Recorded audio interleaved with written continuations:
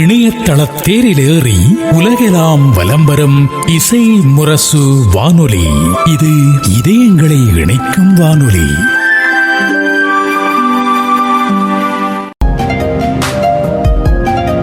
படைப்போர் பூங்கா நிகழ்ச்சியில் 60க்கும் மேற்பட்ட இஸ்லாமிய வானொலி நாடகங்களை எழுதி இஸ்லாமிய நாடக இலக்கியத்திற்கு பங்களிப்பு செய்த தன் அனுபவம் குறித்து பேசுகிறார் கவிஞரும் நாடக ஆசிரியருமான குருவாடி ஷேக் தாவூத் அவர்கள். இசை முரசு எஃப்எம் இணைய வானொலி அனைவருக்கும் நெஞ்சம் நிறைந்த சலாம், அஸ்ஸலாமு அலைக்கும். இன்றைய படைப்போர் பூங்கா நிகழ்ச்சியில் நாம் சந்தித்து உரையாட இருப்பது நாடக இலக்கியத்தில் தனக்கென ஒரு தனி அடையாளத்தை உருவாக்கி வைத்திருக்கக்கூடியவர். மிக குறிப்பாக இஸ்லாமிய நாடக எழுத்தாக்கம் என்பது தமிழில் மிக மிக அரிதாகி போன ஒன்றாக இருக்கிறது. இஸ்லாமிய கவிஞர்கள், இஸ்லாமிய பாடலாசிரியர்கள், இஸ்லாமிய சிறுகதை ஆசிரியர்கள், இஸ்லாமிய நாவலாசிரியர்கள் என்று ஒரு பெரிய பட்டியலை வரிசைப்படுத்துகிற அளவில் இஸ்லாமியர்களுடைய படைப்பிலக்கிய பங்களிப்பு இருந்தாலும் நாடகத்துறையில், அதிலும் மிக குறிப்பாக இஸ்லாமிய நாடகத்துறையில், அதிலும் மிக மிக குறிப்பாக இஸ்லாமிய வானொலி நாடகத்துறையில் என்பது அருகி போன, விரல் விட்டு என்ன சொல்லக்கூடிய, அதிலும் மிக குறிப்பாக 1-2 பேர் காட்சி அளிக்கக்கூடிய அளவில் இருக்கிறது. அதில் சுமார் 60க்கும் மேற்பட்ட நாடகங்களை எழுதி இயற்றி ஏராளமான நாடகங்களை வானொலிக்காக வழங்கிய பெருமைக்கும் புகழுக்கும் உரியவர் ராமநாதபுரம் மாவட்டத்தைச் சேர்ந்த ஷேக் தாவூத் அவர்கள். நாடக ஆசிரியர், நாடக எழுத்தாளர், கவிஞர் ஷேக் தாவூத் அவர்களை இன்றைய படைப்போர் பூங்கா நிகழ்ச்சியில் சந்தித்து பேச இருக்கிறோம். இப்போது நம்ம அனைவர் சார்பிலும் அவர்களை அன்போடு வரவேற்றுக் கொள்வோம். அஸ்ஸலாமு அலைக்கும் சார். அலைக்கும் ஸலாம் ரஹ்மத்துல்லாஹி தஆலா வ பரகாத்துஹு. அல்ஹம்துலில்லாஹ் சார். உண்மையிலேயே நான் அறிமுகத்துல சொன்னதை போல தமிழ் இஸ்லாமிய இலக்கியத்தில் நாடக இலக்கியம் என்பது மிக குறைவு. எழுதப்பட்ட நாடகம், இயற்றப்பட்ட நாடகம் என்பது மிக மிக குறைவு. அதிலும் வானொலி நாடகங்கள் மிக அரிதான ஒன்று, சொற்பமான ஒன்று. அதிலும் 65 நாடகங்களுக்கு மேல் எழுதி இஸ்லாமிய தமிழ் இலக்கிய நாடக பங்களிப்பை செழுமைப்படுத்திய உங்களை எங்களுடைய மனமாற வாழ்த்துகிறோம், பாராட்டுகிறோம். உங்களுடைய பங்களிப்புக்கு மிக்க நன்றி சார். ரொம்ப சந்தோஷம். தொடர்ந்து உங்களுடைய எழுத்துக்கள் பத்தி பேசுவோம். அதுக்கு முன்னால உங்களை பற்றி சுருக்கமான ஒரு அறிமுகத்தை நம்ம நேயர்களுக்கு சொல்லுங்க. உங்களுடைய சொந்த ஊர், உங்களுடைய கல்வி, உங்களுடைய குடும்பம், இது குறித்த ஒரு அறிமுகத்தை சொல்லுங்க. நான் ராமநாதபுரம் டிஸ்ட்ரிக்ட்ல குருவாடி என்ற வில்லேஜில் பிறந்தவன். சரி. குருவாண்ட வில்லேஜ் நியர் சாயல்குடி தான். சாயல்குடி தான் ஹை ஸ்கூலு. சரி. சாயல்குடிக்கு தான் அங்கே ஹை ஸ்கூல்ல படித்தேன். கொஞ்சம் தான் எஸ்எல்சி வரை தான் படிச்சது. படிச்சதோட அப்புறம் பிசினஸ் அப்படி இப்படின்னு ஆரம்பிச்சிட்டேன். அப்புறம் டிவிஎஸ்ல எல்லாம் வேலையெல்லாம் கிடைச்சது. அப்படி இருந்தும் கூட அதை விட்டுட்டு நான் பிசினஸ்லயே இருந்துட்டேன். இருந்து சவுதியில போய் ஒரு 15 வருஷம் 20 வருஷம் பணியாற்றி இருக்கேன். அப்புறம் கடைசியான ரெஸ்ட் எடுக்க வேண்டிய ஒரு 60 வயசுல எல்லாம் எங்க அண்ணன் பிள்ளைகள் தான் எஸ்டி கார்கோ நிர்வாகிகள், பொறுப்பாளர்கள், ஓனருங்க, என்னுடைய சொந்த அண்ணனுடைய மக்கமார்கள். அவங்க நீங்க சவுதி மலேசியாவில போய் இருங்கத்தா, சும்மா தானே, உங்களுக்கு அதிகமா வேலையெல்லாம் ஒண்ணும் இல்ல, நீங்க மேனேஜிங் டைரக்டர் இருந்தா போதும் அப்படின்னு போட்டாங்க. அங்க 15 வருஷ பழப்பு அங்கேயே ஓடிடுச்சு. இப்படியே காலங்கள் ஓடிடுச்சு. என்னுடைய சொந்த அண்ணனுடைய மகன் தான் எம்பி நவாஸ் கனி அவர்கள். ஆமா. சரிங்க சார். இப்ப உங்க குடும்பம் பத்தி சொல்லுங்களேன். எங்க குடும்பம் எனக்கு ஒரே ஒரு மகன், 2 பெண் பிள்ளைங்க. 2 பெண் பிள்ளைங்க கேட்டு கல்யாணம் பண்ணி கொடுத்து சென்னையில தான் இருக்காங்க. இதுல 7 வயசுல ஒண்ணு, மண்ணடியில ஒண்ணு. மகன் இங்கேயே கார்கோ செஞ்சுக்கிட்டு இங்கேயே இருக்கான். அவனோட நான் இருக்கேன். சிறப்பு சார். இப்ப தொடர்ந்து பிசினஸ் இல்லையா, இளம் வயதிலேயே தொழில் சார்ந்த விஷயத்துக்கு போயிட்டீங்க. அதற்கப்புறம் வளைகுடா வாழ்க்கை ஒரு 15 ஆண்டுகள். திரும்பிய போது அடுத்தது மலேசியா வாழ்க்கை ஒரு 15 வருஷம். இவ்வளவு காலத்துக்கு இடையில எப்படி நாடக இலக்கியத்துக்குள்ளால ஒரு ஆர்வம், ஈடுபாடு எந்த வயதுல இருந்து ஏற்பட்டது? எப்ப உங்களுக்கு நாடகம் சார்ந்த பிடித்தம் உருவாச்சு? எனக்கு ஆரம்பத்துல இருந்து இந்த எழுதுல இருந்து கொஞ்சம் இன்ட்ரெஸ்ட் இருந்துட்டு இருந்துச்சு. இருக்கும்போது ஒரு நாள் அதாவது ஒரு மனிதனை தூண்டுறது ஒரு ஆர்வம் தான். நிச்சயமா. அப்ப ஒரு நாள் நான் அந்த சேத்துப்பட்டு ஜவுளி கடை வச்சிருந்தோம். அந்த சேத்துல அங்கே இருக்கும்போது கோடப் மலர் கம்யூனிட்டி டெவலப்மெண்ட் ப்ரோக்ராம் அப்படின்னு ஹாஸ்பிட்டல் ஒண்ணு நடத்திக்கிட்டு இருந்தாங்க. சரி. அந்த நூல்ல அந்த கோடப் மலர் ஆசிரியர் ஒரு பூமாலை நடராஜன். அவர் வந்து ஒரு ஒரு சின்ன ஒரு சாவு நடந்து போச்சு. அது எப்படின்னா, அந்த ஒரு பையனுக்கு ஒரு நல்ல ஒரு தாழ்ந்த குளத்து பையன்னு வச்சுக்கோங்க, ஒரு பொண்ணு உயர்ந்த குளத்து பொண்ணு, இவங்க 2 பேரும் லவ் பண்ணிருக்காங்க. அந்த பொண்ணை இவங்களுக்கு கொடுக்க மாட்டேன்னாங்க. அந்த பொண்ணை பெங்களூர் போய் கல்யாணம் பண்ணி கொடுத்தாங்க. இந்த பையன் வந்து சூசைட் பண்ணிட்டான். சரி, இவங்க ஏழ்மையான குடும்பம். அப்படி இருக்கும்போது என்ன செஞ்சாங்க, அந்த கோடமலை ஆசிரியர் அந்த சாவு வீட்டுக்கு வந்திருக்காரு. நானும் போயிருக்கேன். போயிருக்கும் போது அவர் சொல்றாரு, நல்ல சந்தர்ப்பம், இதுல ஒரு நல்ல ஒரு ஆர்டிகல்ஸ் யாராவது கொடுத்தாங்கன்னா நான் வந்து கண்டிப்பா அதை போடுவேன். எனக்கு எழுதுற மூடல, யாரும் கொடுத்தாங்களா ரொம்ப நல்லதுன்னு சொல்லிட்டு இருக்காரு. அது என் காது கேக்குது.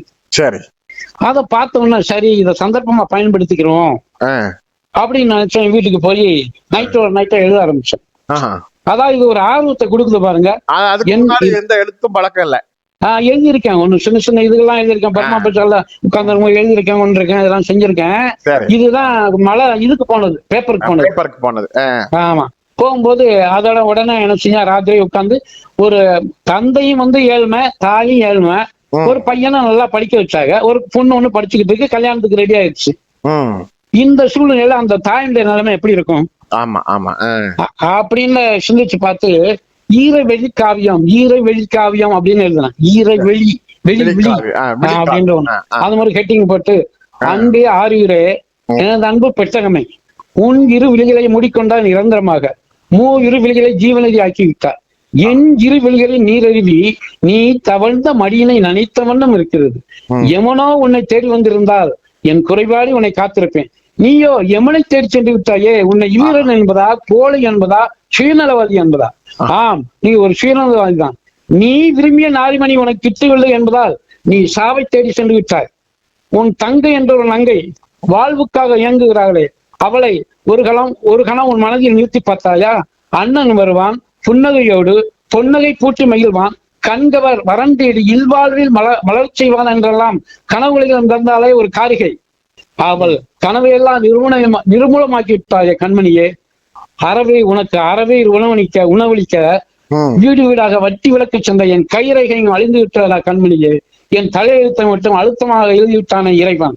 உனக்கு கல்வி புகட்ட வைகரையில் துயிலிருந்து வண்டியை விட்டு சென்றாரே உன் தந்தை, அந்த கிளத்தை உன் மனதில் நிறுத்தி பார்த்தாயா? பசித்திருந்தார், விழித்திருந்தார், தனித்திருந்தார் ராமலிங்க அடிகள் வடலூர் வல்லரார். ஏன் இறைவனை காண்பதற்கு என்பதற்காக. நீ ஊர்களும் சிந்தித்திருக்கலாம், உன் கண்கண்ட தெய்வங்களுக்காக.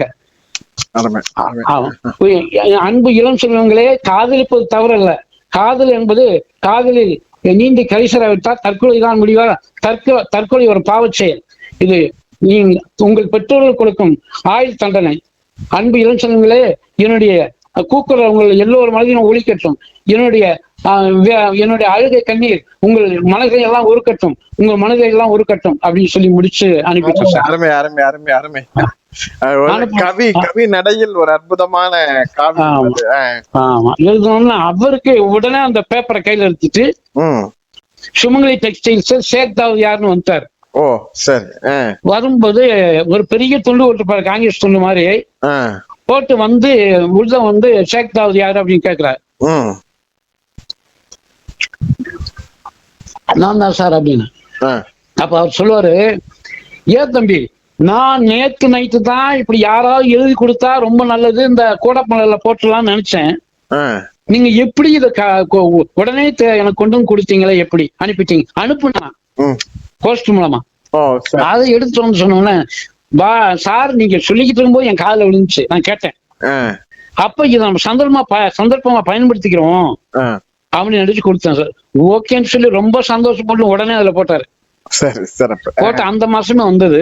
அதுல இருந்து தொடர்ந்து வீட்டுக்கு வந்த வெண்ணிலா அப்படின்னு நாடகம்லாம், தொடர் நாடகம்லாம் மாதம் வந்து. அது ஒரு தொடக்கமாக உங்களுக்கு அமைஞ்சது. அதுக்கப்புறம் ஒரு பத்திரிகையில ஒரு நாடகம், ஒரு படைப்பு வெளி வந்ததுக்கு பிறகு தொடர்ந்து நாடக வடிவத்துக்கு வந்துட்டீங்க. ஆமா, நாடக வடிவத்துக்கு வந்துருச்சு. அதாவது இது மொத்தம் சார், நம்ம செய்யறது நம்ம திறமை அப்படின்னு நம்ம சொல்லிக்க முடியாது. இப்ப உங்களுக்கு இருக்கிற திறமை எனக்கு தெரியாது, எனக்கு இருக்கிற திறமை இன்னொருத்தர் தெரியாது, இன்னொருத்தர் திறமை ஒருத்தர் தெரியாது. இது வந்து இயற்கையிலேயே பாதி இறைவன் கொடுக்கறது, பாதி நம்ம டெவலப் பண்றது. நிச்சயமா நிச்சயமா நிச்சயமா. இப்ப வந்து சாதாரணமா இப்படி ஒரு நல்ல கவி நடையில அடுக்கு தொடர்ல மனதின் உருக்குகிற வாசனங்களை வார்த்தைகளாக்கி அத அப்படி நெஞ்சை தொடுகிற மாதிரியான இந்த வசன நடை கதைகள், கவிதைகள், நாடகங்கள் அப்படிங்கிறது ஒரு தேர்ந்த இலக்கிய தன்மை.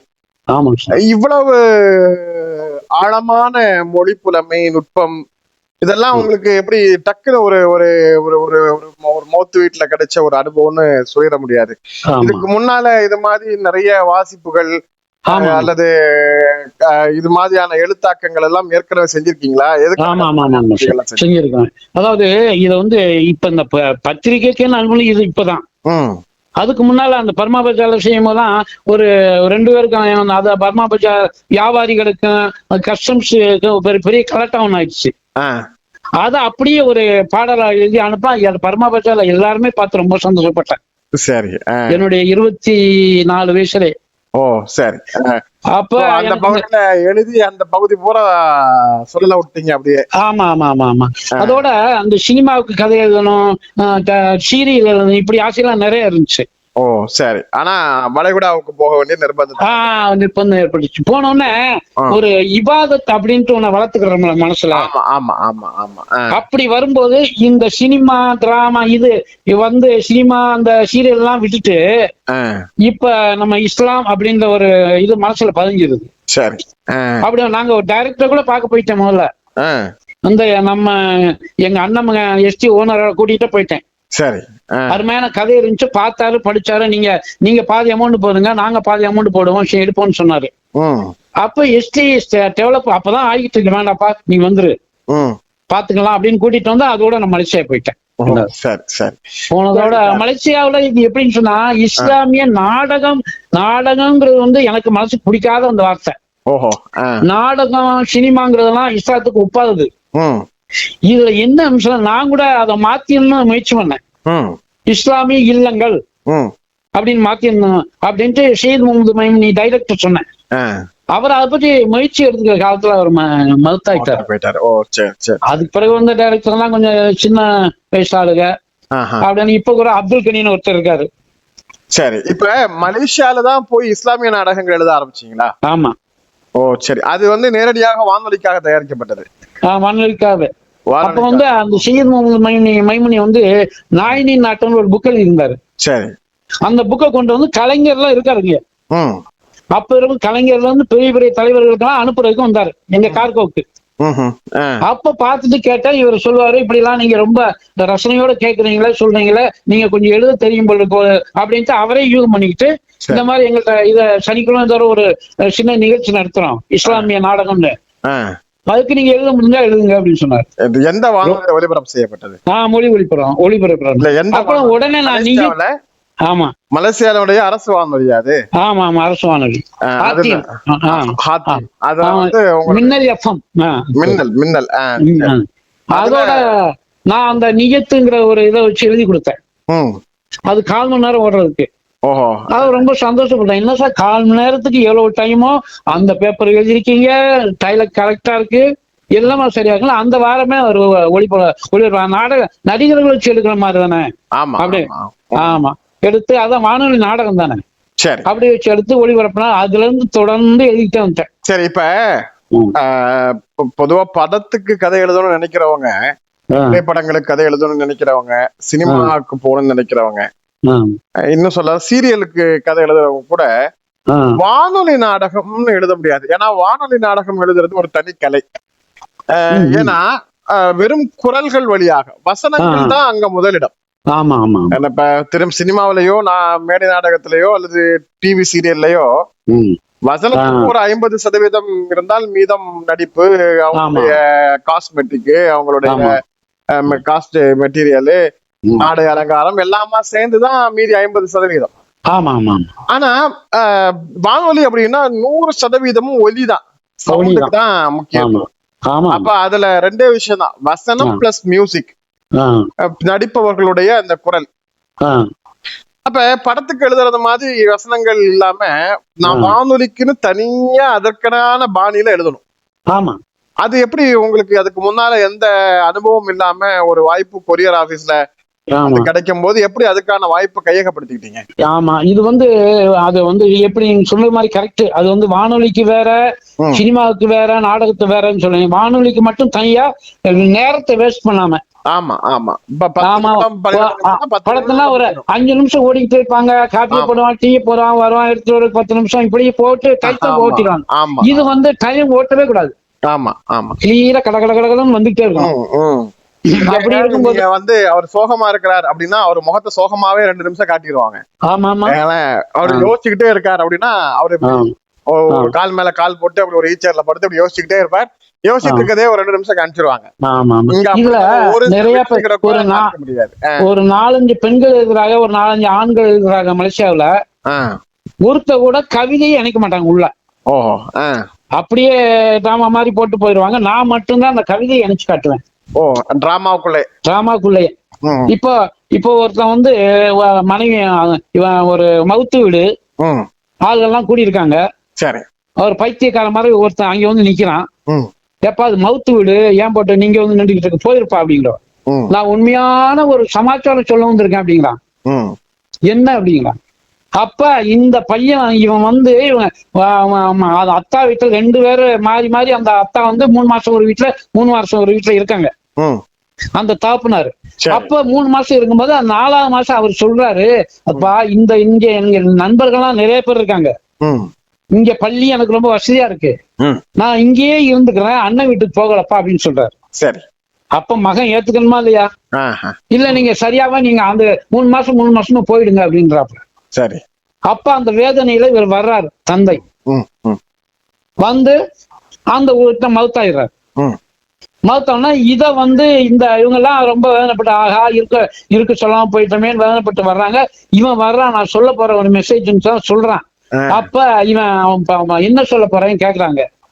அப்ப இவன் சொல்றான், பெற்றோர்களை திரைக்கடையில் தள்ளாதே, நீ இறைவனிடத்து பேரை கெடுத்து கொள்ளாத, பெத்தவங்க பாவம் எல்லாம் பொல்லாது, நீ தானாகவே நரகத்துக்கு செல்லாது, முதியோர்களை கவனிப்பதோ கஷ்டம் தான், அதுதான இறைவனுக்கே இஷ்டம் தான், கவனிக்காத பிள்ளைகளோ துஷ்டம் தான், அவனது முதுமையிலும் அருமையிலும் கஷ்டம் தான்.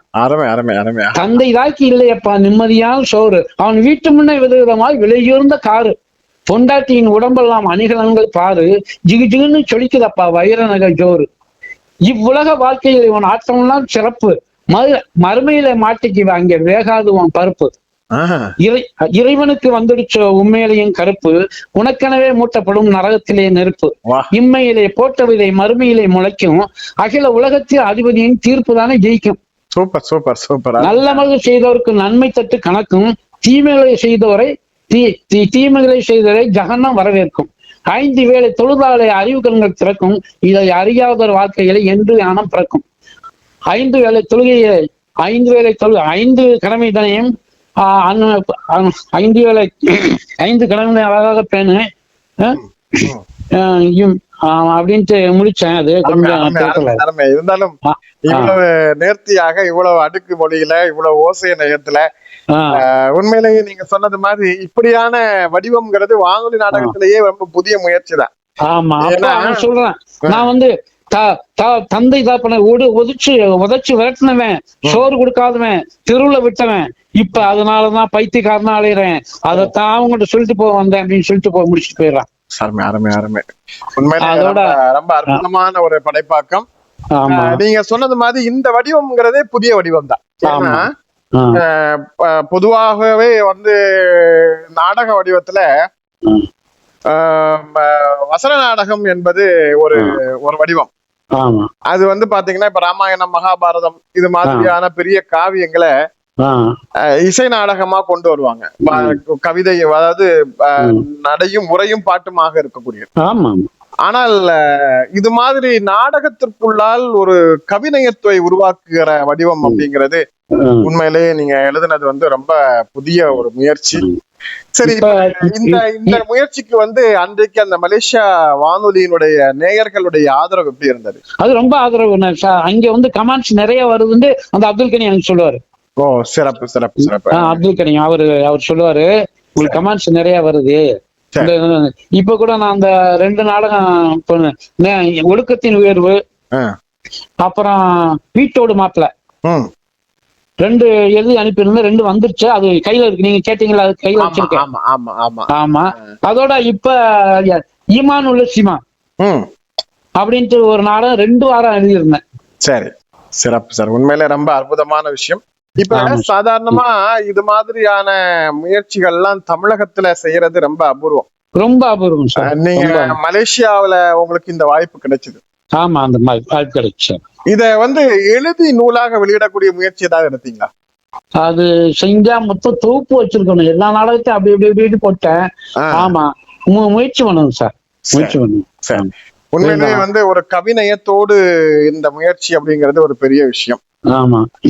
இப்ப இந்த நாடகம் அப்படிங்கிற ஒரு கான்செப்ட், அதுவும் இஸ்லாமிய நாடகங்கிற போது அதுக்குள்ளால உங்கள்கிட்ட ஏற்கனவே சொல் வளம் மொழி வளம் நிறைய இருக்கு. இருந்தாலும் அந்த இஸ்லாமிய நெறிமுறைகள் அந்த நாடகத்துக்குள்ளால, இப்ப பாத்தீங்களா கடைசியா நீங்க சொன்ன அந்த நாடகம் ரொம்ப சாதந்தர்களை வீதியோட விட்டுறப்படாது, அது இறைவனுக்கு உகந்த விஷயம் அல்ல, இறைவனுக்கு கோபத்தை ஏற்படுத்துகிற விஷயம். இது மாதிரி அந்த கருத்துக்களை உள்ளடக்கி ஒரு நாடகத்துக்குள்ளால புனைவாக சொல்றீங்க. இந்த மாதிரியான ஒரு முயற்சி, வானொலியில நாடகம்னா நீங்க எந்த நாடகம் வேணாலும் கொடுத்துருக்கலாம். பொது நாடகம் கொடுத்துருக்கலாம், விழிப்புணர்வு நாடகம், ஏன்னா இதெல்லாம் அப்படிதான் பண்ணிட்டு இருக்காங்க. வரதட்சணை நாடகம், மலேரியா டெங்கு கொசு ஒழிப்பு நாடகம், இப்படி எல்லாம் கொடுக்கலாம். நீங்க இஸ்லாமிய கருத்துக்களை நாடகத்துக்குள்ளால கொண்டு வந்து கொடுக்கலாம் அப்படிங்கிற ஒரு எண்ணம் உங்களுக்கு எப்படி உருவாச்சு? அது இஸ்லாமிய கருத்துக்கள் சொன்னா அந்த நாடகத்துக்கு அந்த இது கொடுத்துருக்க இஸ்லாமிய நாடகம் தான். அதுக்கு தான் அந்த டைம் கொடுக்குறாங்க. ஓ, அந்த வாய்ப்பு இஸ்லாமிய நாடகத்துக்கு கொடுக்க அந்த 1/4 மணி நேரத்தை அதுக்கே கொடுக்குறாங்க. ஓ, அதனால அந்த வாய்ப்புக்கு தகுந்த மாதிரி அந்த வாய்ப்பெல்லாம் நம்ம பயன்படுத்துறோம். ஒவ்வொரு நாடகத்திலையும் ஒவ்வொரு கதிஷ் இருக்கணும், இல்லைன்னா பொன்மொழிகள், அபிநாயகங்கள் சொன்ன பொன்மொழிகள் இருக்கணும். ஓ, சிறப்பு சிறப்பு. அது எப்படியும் ஒண்ணு இல்லைன்னு சொன்னா அந்த நாடகத்துக்கு உயிர் இல்லை. நிச்சயமா சார். ஆனா அது மாதிரியான பதிவுகள் தமிழ்ல இல்லைன்னே சொல்லலாம். ஆமா. இப்ப நான் இப்ப நான் கொடுத்தனேன், இது வீட்டோட மாப்பிள்ள. அதுல என்ன சொல்லியிருக்குன்னா, இவன் அது ஒரு புதுமையான நாடகம். அந்த நடிக்க வந்தவங்களே ரொம்ப பாராட்டி இருக்காங்க. அந்த 1/4 மணி நேரம் நாடகம் தான் அருமையா செஞ்சிருக்காங்க, எழுதியிருக்காங்க அப்படின்னு ரொம்ப பாராட்டி இருக்காங்க. அது ஒரு வசதியான ஒரு பொண்ணு, நல்ல ஒரே ஒரு பொண்ணு, எக்கச்சக்கமான சொத்துக்கு அதிபதி. அந்த பொண்ணுக்கு அவன் என்ன நினைக்கிறான், நம்ம இன்னொரு வீட்டுக்குள்ள மகளை அனுப்பக்கூடாது, சரி, நம்ம வீட்டுக்குள்ள ஒரு அனாதையா இருந்துக்கணும், திறமைசாலியா இருக்கணும், படிப்பாளியா இருக்கணும், அவனை நம்ம மருமகனாக்கி நம்ம நிர்வாகத்தை கவனிக்க வச்சுக்கணும் அப்படின்னு நினைக்கிறான். நினைச்சு ஒரு மருமகனை தேர்ந்தெடுத்து கொண்டு வச்சு நல்லபடியா 3 வருஷம் ரொம்ப மாமியார் மாமனார் நான் அனுப்பி வைக்கிறேன் நாடகத்தை பாருங்க. ரொம்ப மாமியார் மாமனார் ரொம்ப சந்தோஷப்படுறாங்க. இவ என்ன செய்யறா, தற்செயலா ஒரு கல்யாணத்துக்கு தனியா புருஷன் எல்லாம் போயிட்டு வர்றா. அங்கே இவங்கெல்லாம் பொறாமப்பட்டு தோழிகள்லாம் இவளை கழட்டிடுறாங்க. என் புருஷ வீட்டுல அத்தனை கார் நிக்குது, என் புருஷ வீட்டுக்கு இத்தனை பங்களா இருக்குது, என் மாமியார் இருக்காங்க, மாமனார் இருக்காங்க, அவங்க இருக்காங்க, இவங்க இருக்காங்க அப்படின்ட்டு ரொம்ப இது ஒண்ணு இவளுக்கு வெறி ஒரு மாதிரி ஏறி வீட்டுக்கு வந்தோன்னா ரொம்ப வெறுக்கிறான். நீங்க என்ன மாப்பிள்ளை செலக்ட் பண்ணீங்க, மாமியார் இல்ல, மாமனார் இல்ல, சொந்தம் இல்ல, அண்ணன் இல்ல, தம்பி இல்ல, சொத்து இல்ல, சுகம் இல்ல, இப்படி ஒரு மாப்பிள்ளை என்னை ஒரு அனாதை மாதிரி என் கணவனை கொண்டு சேர்த்து எனக்கு உன் வீட்டுக்கு வேலைக்கார மாதிரி வச்சுக்கிட்டீங்க அப்படின்ட்டு அவ ரொம்ப வேதனைப்பட்டு இது வேண்டா. அப்புறம் இத புரிஞ்சுக்கிட்டு, ஏமா உனக்கு கொடுக்கலாம எத்தனையோ கோடிஷனை பார்த்து நான் கொடுத்துருப்பேன், உன்னை வீட்டை விட்டு வெளியே அனுப்பக்கூடாதுன்னு இந்த மாப்பிள்ளை செலக்ட் பண்ணதுக்கு எவ்வளவு கஷ்டப்பட்டோம் நாங்க, நீ இப்படி இருக்கிறீமா, அருமையான புருஷமா உனக்கு அப்படின்னு. அப்ப இவங்க என்ன செய்யறாங்க, இப்படி புருஷனும் அவன் ரொம்ப சங்கடப்படுறான், என்னடா இவ்வளவு நல்லா நம்ம வசதியானவன் நம்மள ரொம்ப மரியாதை அவன் நடத்திருந்த மனைவி இப்படி மாறிட்டாள் அப்படின்னு. அத உடனே ஒரு சைக்காலஜி டாக்டரை பாக்குறாங்க, இப்ராஹிம்ட்டு. சரி, அவர் ஒரு ஐடியா சொல்லி கொடுக்குற, அதுபடி நடக்கிறாங்க 3 பேரும். மருமகன்ட்டையும் சொல்லி கொடுத்துறாங்க, இந்த மாதிரி நம்ம நடக்கணும் அப்படின்னு. நடந்து போ 3 இவங்க 2 பேருமே மருமகனை வெறுக்கிற மாதிரி நடிக்கிறாங்க. ரொம்ப ரொம்ப மரியாதை குறைச்சல் நடத்தி காட்டுறாங்க.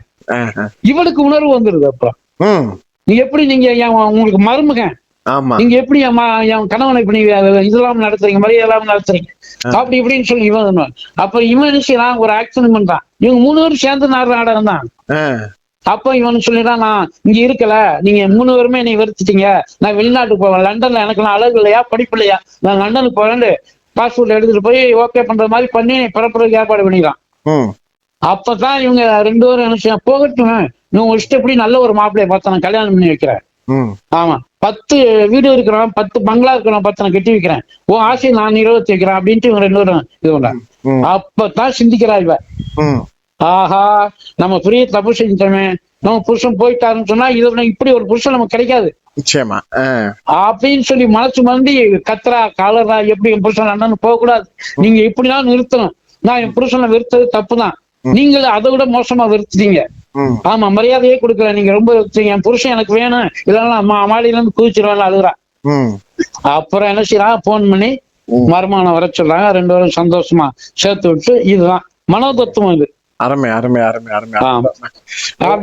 ஒவ்வொரு சம்பவமும் இன்னைக்கு சமூகத்துக்குள்ளால நடந்துகிட்டு இருக்கக்கூடிய விஷயம் அற்புதமா பண்ணிக்கிட்டு இருக்கீங்க. இன்ஷா அல்லாஹ் இந்த பணி இன்னும் சிறப்பாக இருக்க வேண்டும். நாம இந்த உங்களுடைய நாடகத்துல ஒரு நாடகத்தை நம்ம நேயர்களோடு இணைந்து கேட்க இருக்கிறோம். சிறப்பா உங்களுடைய இந்த பணியை எங்களுடைய விருப்பம் தமிழகத்தில் இன்னும் வெகு சிறப்பாக கொண்டு வந்து சேர்க்க வேண்டும். இது எழுதப்பட வேண்டிய மிக முக்கியமான ஒரு புத்தகமாக வர வேண்டிய ஒரு தொடர்ச்சியாக உங்களுடைய, ஏன்னா தமிழக இலக்கியத்துக்குள்ளால, தமிழ் இலக்கியத்துக்குள்ளால இஸ்லாமிய நாடகங்கள் என்பது மிக அரிதான ஒன்று. அப்படியே இருந்தால் கூட அது பழைய நாடக வடிவமாகத்தான் இருக்கிறது. அது இப்ப இருக்கக்கூடிய ட்ரெண்டுக்கு தகுந்தது மாதிரி உங்களுடைய ஹதீசுகளை, நபிமொழிகளை நாடகமாக்குகிற இந்த முயற்சி என்பது உண்மையிலேயே போற்றுதலுக்கும் பாராட்டுக்கும் உரியது. உங்களுடைய பணி இன்னும் சிறப்படைய வேண்டும். தமிழகத்தில் இப்போது நீங்கள் இந்த வசிப்பிடத்திற்காக தமிழகத்திற்கே வந்து இங்க செட்டில் ஆயிட்டீங்க. உங்களை தமிழகத்தில் உள்ள இலக்கிய அமைப்புகள், சமூக அமைப்புகள் உங்களை பயன்படுத்திக் கொள்ள வேண்டும். எங்களுடைய இசை முரசு வானொலிக்கு உங்களுடைய அனுபவங்களையும், உண்மையிலே அந்த நாடகத்தை நாங்கள் இணைந்து கேட்டு பயன்பெற்றதை போன்று ரொம்ப உணர்வு பூர்வமாக சொல்லி காட்டியமைக்கு உலகெங்கும் வாழ்ந்து கொண்டிருக்கும் இசை முரசு நேயர்கள் சார்பில் எங்களுடைய மனப்பூர்வமான நன்றியையும் வாழ்த்துக்களையும் தெரிவித்துள்ளோம். நேயர்களே, இந்த படைப்பர் பூங்கா நிகழ்ச்சியில் நாம் இதுவரை நாடக எழுத்தாளர் திரு ஷேக் தாவூத் அவர்களை சந்தித்து பேசினோம். அவர்களுடைய ஒவ்வொரு படைப்பும் இஸ்லாமிய கருத்துக்களை சுமந்தபடி சமூகத்திற்கு தேவையான நல்ல அற்புதமான கருத்துக்களை மக்களுக்கு எடுத்து சொல்லக்கூடிய வகையில் இருந்தது. அந்த வகையில் அவர்கள் உருவாக்கிய ஒரு சிறப்பான நாடகத்தை கேட்டதோடு நாம் நிகழ்ச்சியை நிறைவு செய்வோம். இந்த நிகழ்ச்சியில் பங்கேற்றமைக்காக திரு ஷேக் தாவூத் அவர்களுக்கு நன்றிகளை சொல்லி மீண்டும் மற்றொரு நிகழ்ச்சியில் சந்திக்கலாம். இப்போது உங்களோடு நாங்களும் அவர் இயற்றிய ஒளிப்பதிவு செய்த ஒரு அற்புதமான நாடகத்தை கேட்டு பயன்பெறலாம். அஸ்ஸலாமு அலைக்கும். இஸ்லாமிய வானொலி நாடகம் வீட்டோடு மாப்பிள்ளை. எழுத்து ST ஷேக் தாவூத். வீட்டோடு மாப்பிள்ளை இஸ்லாமிய வானொலி நாடகம்.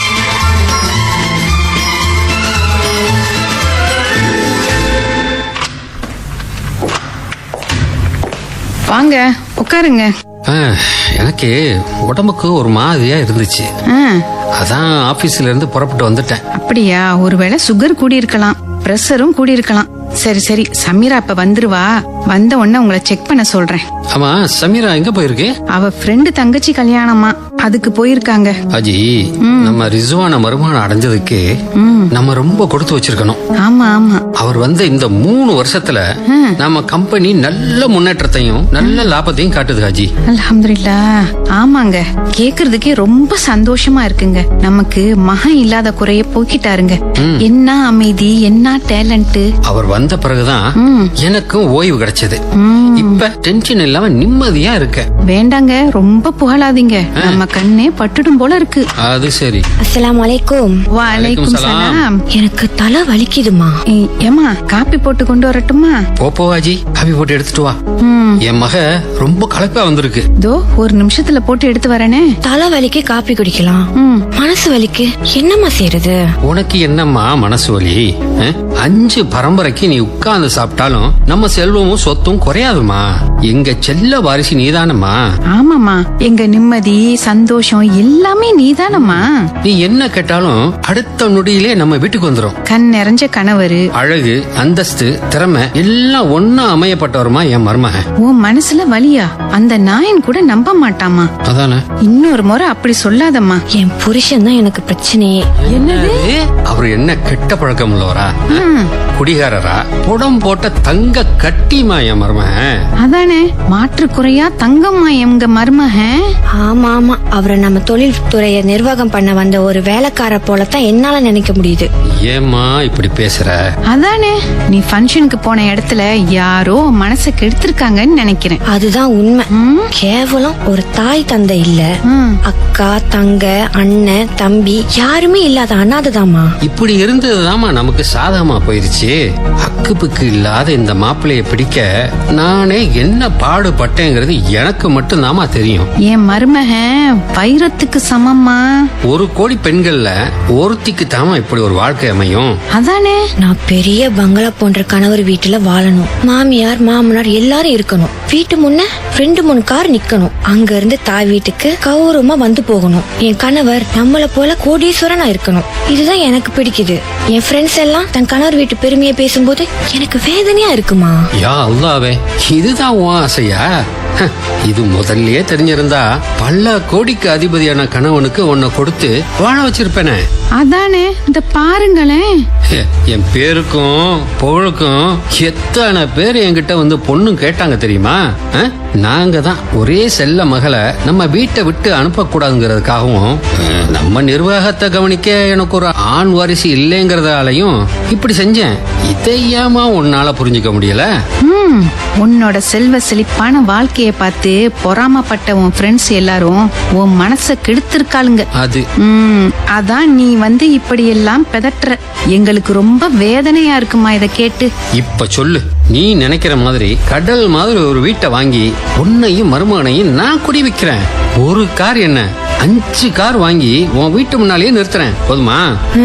நீங்க எத்தனை வீடு வேணாலும் வாங்கலாம், எத்தனை காரையும் வாங்கலாம். என் புருஷன் ஏழை தானே, அனாதை தானே. சரி சரி சமீரா, உன் புருஷன் வந்தாச்சு, போய் பாரு அவரை. போறேன் விடுங்க. சமீ சமீ.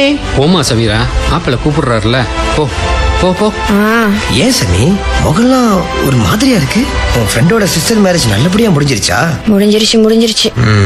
ரொம்ப வெறுப்பா பதில் சொல்ற மாதிரி இருக்கு. நான் உன்னோட வரலன்னு கோபமா? அப்படிலாம் ஒண்ணும் இல்ல. சரி, நான் ரூமுக்கு போறேன், வா.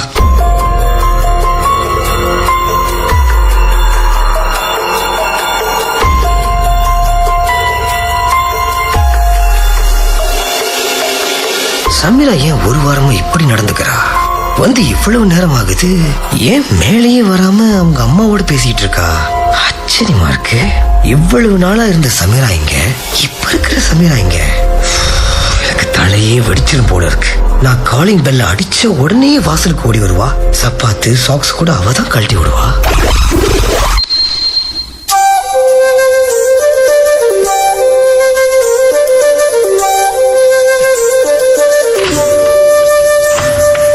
சமீரா, உன் புருஷன் வந்தாச்சு பாரு. தோ வந்துட்டேங்க. நீ வரட்டுன்னு தான் உட்காந்துட்டேன். சப்பாத்து சாக்ஸ் எல்லாம் நான் கழட்டினாதான் உனக்கு கோவம் வருமே. ஏன் எனக்கு அந்த உரிமை நீங்க கொடுக்கறது தப்பா? யா அல்லாவே, நான் தப்புன்னு சொல்லவே இல்லையே. போகும்போது நீ தான் சப்பாத்து சாக்ஸ் போட்டு விடுற, வந்த உடனே கழட்டி விடுற. இந்த பாக்கியம் எந்த கணவனுக்கு கிடைக்கும் சொல்லு? அது போல வெளியில போறப்ப எல்லாம் நெத்தில ஒரு முத்தம் கொடுக்காம நீங்க போறதே இல்ல. இந்த பாக்கியம் எந்த மனைவிக்கு கிடைக்கும்? சரி, இன்னைக்கு நீங்க ரொம்ப லேட். கை கால் முகம் கழுவிட்டு வாங்க, சாப்பாடு எடுத்து வைக்கிறேன். சமீரா, நான் இன்னைக்கு இஷா தொழுகைக்கு பள்ளிக்கு போக முடியல, தொழுதுட்டு வந்துடுறேன். சீக்கிரம் வாங்க. Okay, just 20 minutes.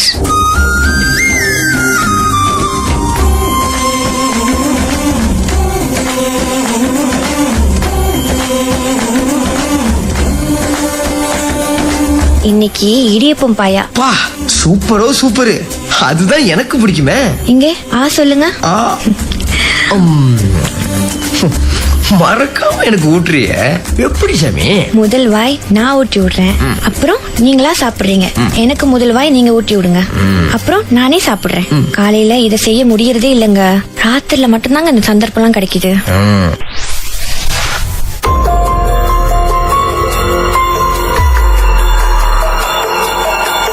ஏன் இப்படி நடந்துக்கிறா?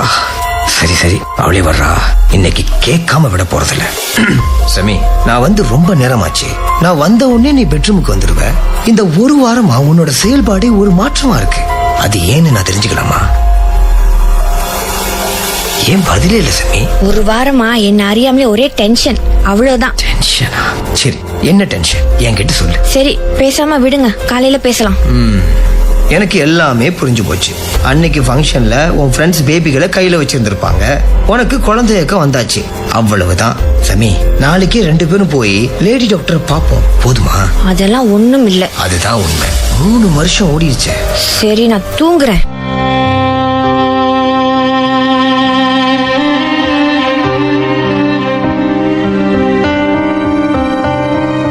அஸ்ஸலாமு அலைக்கும். வலைக்கும் சலாம். நான் ஆபீஸ்க்கு புறப்படுறேன் மாமா. உங்க 2 பேர்கிட்டயும் 2 வார்த்தை பேச விரும்புறேன். ஓ தாராளமா சொல்லுங்க. சொல்லுங்க. இந்த இப்படி உட்காருங்க, சொல்லுங்க. மாமா, சமீராவோட போக்கு ஒரு வாரமா சரியில்லை, ரொம்ப மாற்றமா இருக்கு மாமா. நீங்க சொல்ல வேண்டாம் ரிஸ்வான். ஆமாத்தா, எங்களுக்கே ரொம்ப சங்கடமா இருக்கு. கவலைப்படாதீங்க, அவ உங்க மேல உயிரையே வச்சிருக்கா. அதுதான் உண்மை. யாரோ அவன் மேல பொறாமப்பட்டு ஏதேதோ பேசி கெடுத்திருக்காங்க. எனக்கு ரொம்ப நெருக்கமான மனோதத்துவ டாக்டர் ஒருத்தர் இருக்காரு. ராத்திரியே பேசிட்டேன். இன்னைக்கு என்ன வர சொல்லியிருக்காரு. நான் சொல்றபடி நீங்க 3 பேரும் நடந்தா 1 வாரத்திலேயே பழைய நிலைக்கு வந்துடுவான்னு பிராமிஸா சொன்னாரு அந்த டாக்டர். நீங்க ஆபீஸுக்கு புறப்படுங்க, நாங்க பாத்துக்கிறோம். சரி மாமா, நான் புறப்படுறேன். சரி.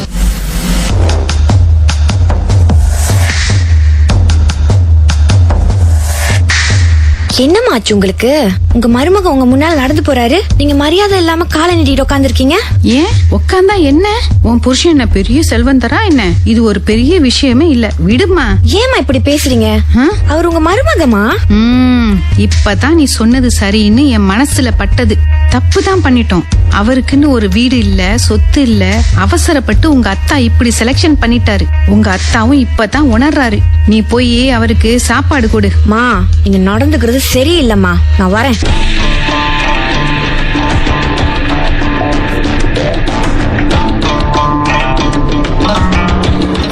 ரிஸ்வான், கொஞ்சம் நில்லுங்க ரிஸ்வான். என்ன மாமா? ஏன் உங்க போக்கு இவ்வளவு மோசமா போய்கிட்டு இருக்கு? நிர்வாகத்தை ஒழுங்கா கவனிக்கிறதே இல்லையாமே. எப்பவும் 2ஆம் தேதியே சம்பளம் போட்டுருவீங்கல்ல, இன்னைக்கு தேதி 5. அது மாமா. என்னது மாமா? வர வர உங்களுக்கு நிர்வாகத்து மேல அக்கறையா இல்ல. இப்படி இருந்தா சரியா வராது. நிர்வாகத்தை முறையா கவனிங்க. வேலைக்காரவங்களுக்கு வியர்வை உலர்றதுக்கு முன்னாடி கூலிய கொடுக்கணும்னு சொல்லுது இஸ்லாம். அத தெரிஞ்சுக்கங்க. போங்க போங்க. அத்தா, என்ன இது? அவர் உங்க மருமக, நிறுத்தி வச்சு கேள்வி கேட்டுக்கிட்டு இருக்கீங்க. என் மருமக நிர்வாகத்துல ஜென்டில்மேன், டேலண்ட்னு 2 பேரும் புகழ்ந்து தள்ளுவீங்க. இப்ப ஏன் இவ்வளவு மாறிட்டீங்க? தப்பா எடுத்துக்காதம்மா, நாங்க ஏமாந்துட்டோமா. உன்னை எத்தனையோ கோடிக்கு அதிபதியான எத்தனை பேர் கேட்டு வந்தாங்க. நாங்க இந்த அனாதையை பிடிச்சி உன் தலையில கட்டிட்டோமா. சீக்கிரமே ஒரு முடிவு எடுக்கிறோம். உன் ஆசையும் நிறைவேறுமா. இதோட விடுமா, எங்களுக்கு எப்படி நடக்கிறதுன்னு தெரியும். நீ போ. எங்க கிளம்பிட்டீங்க? நான் எங்கேயாவது போறேன். இந்த 10 நாளா நீங்க 3 பேருமே சரியில்லை. நான் லண்டன் போக ஏற்பாடு பண்ணிட்டேன். எனக்கு படிப்பு இல்லையா, திறமை இல்லையா? அது என்ன கையில? என்னோட பாஸ்போர்ட். வழிய விடு. போக கூடாது, நில்லுங்க. அடச்சி, வழிய விடு. உங்க அத்தா அம்மா உனக்கு நல்ல முடிவு எடுத்துட்டாங்க. நான் வர்றேன். என்னத்தா இது? லண்டன் கிண்ட நீங்க ஏதோ சொல்லிட்டு போறாரு. என்னம்மா, என்னத்தா இது? ஏன் போட்டுமே, கலகம் பிறந்தா தான் நியாயம் பிறக்கணும் சொல்லுவாங்க. நாளை நைட்டு அவருக்கு லண்டனுக்கு ஃபிளைட்டு. எனக்கு எல்லாமே தெரியும். ஆமா, அப்பதானம்மா நீ நினைச்ச மாதிரி உனக்கு வாழ்க்கை அமையும். இனி நீ சந்தோஷமா இருக்கலாமே. என்ன பேசுறீங்க 2 பேரும்? உங்களுக்கு என்ன பைத்தியமா?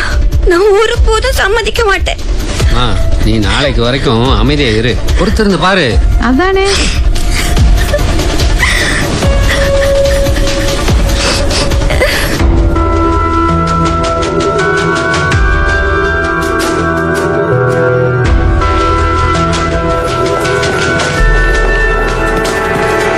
சமீரா, நீ எங்க வர?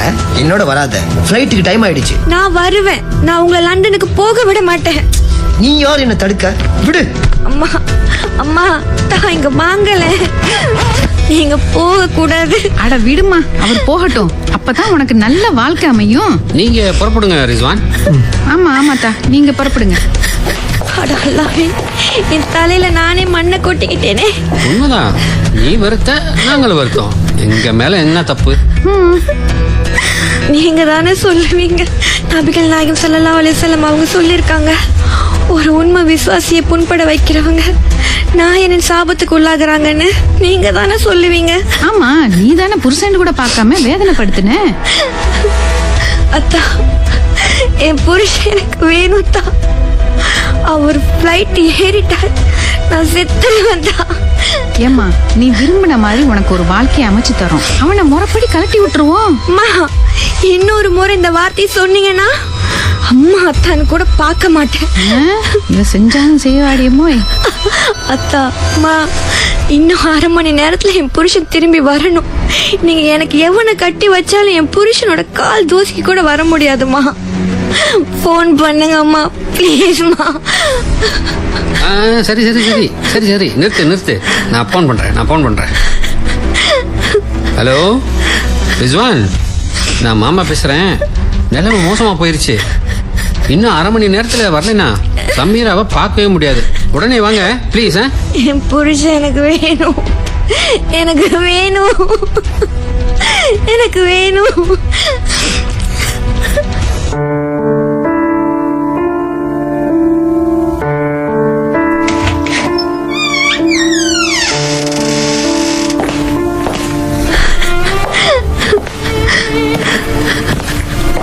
இப்படி பண்ணுறீங்க? இன்னும் ஒரு நொடி கூட உங்களை நான் வெறுக்க மாட்டேன். இது அம்மா மேல சத்தியம். ஷாபாஷ், இதத்தான் நாங்க எதிர்பார்த்தோம். ஆமா சமீரா, எங்க மருமகனை நாங்க வெறுத்த மாதிரி நடிச்சோம். இப்பயாவது உன் கணவரோட அருமை உனக்கு தெரிஞ்சிச்சா? அல்ஹம்துலில்லாஹ். இப்ப அல்லாஹ்வுக்கு நன்றி சொல்லணும். ஆமாங்க, ஆலோசனை சொன்ன நம்ம டாக்டர் இப்ராஹிம்க்கு நன்றி சொல்லணும். உண்மைதான். சரி, மாப்பிள்ளைய உள்ள கூட்டிட்டு போமா. சரிதா. மாப்பிள்ள, 3 நாளைக்கு உங்களுக்கு லீவு. ஜாலியா சமீராவோட எங்கேயாவது வெளியில போய் தங்கிட்டு வாங்க. ஜமாயிச்சிடுற மாமா. இப்பதான் எங்க 2 பேர் மனசும் குளிர்ந்திருக்கு. அல்ஹம்துலில்லாஹ்.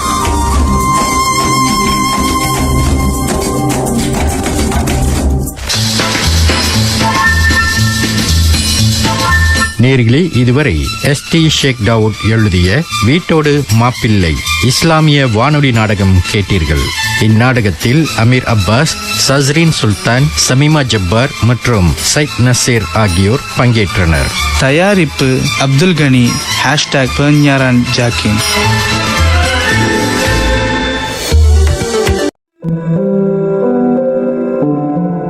இணையதள தேரிலேறி உலகெல்லாம் வலம்பெறும் இசை முரசு வானொலி. இது இதயங்களை இணைக்கும் வானொலி.